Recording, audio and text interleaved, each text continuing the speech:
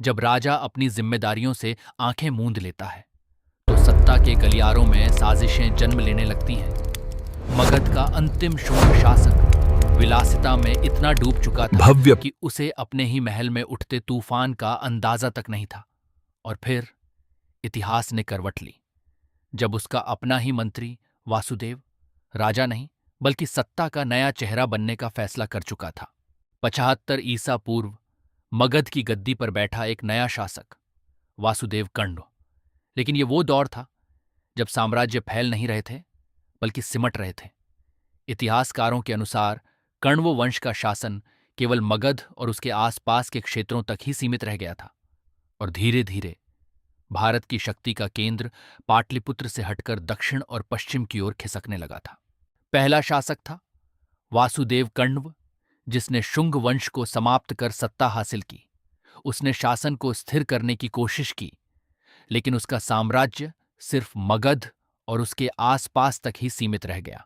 इसके बाद आया भूमिमित्र, जिसने कुछ समय तक प्रशासन को संभाले रखा, लेकिन उसके शासन में न कोई बड़ा विस्तार हुआ, न कोई नई शक्ति उभर पाई। फिर आया नारायण, जिसकी राजनीतिक पकड़ कमजोर थी। अब क्षेत्रीय शक्तियां मजबूत होने लगी थीं और केंद्रीय सत्ता धीरे धीरे बिखरती जा रही थी।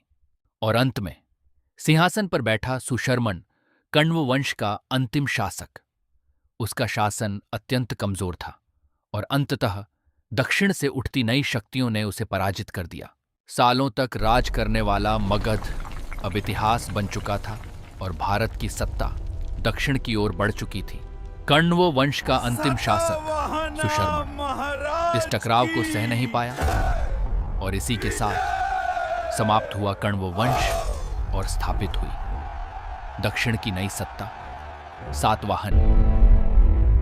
दक्कन से उठी ये शक्ति अब भारत के इतिहास में एक नया अध्याय लिखने जा रही थी। लेकिन क्या सातवाहन इस शक्ति को बनाए रख पाएंगे या फिर इतिहास एक बार फिर करवट लेगा?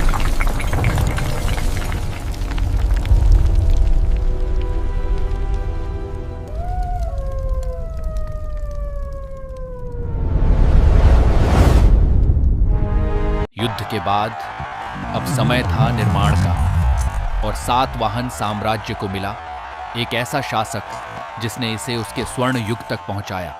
गौतमी पुत्र शातकर्णी, उसके नेतृत्व में सातवाहन साम्राज्य ने अपने विस्तार की नई ऊंचाइयों को छुआ।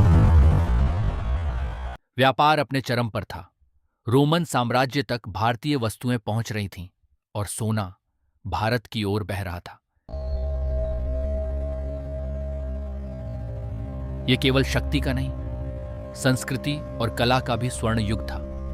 मजबूत प्रशासन और कुशल शासन ने इस साम्राज्य को स्थिर और समृद्ध बना दिया।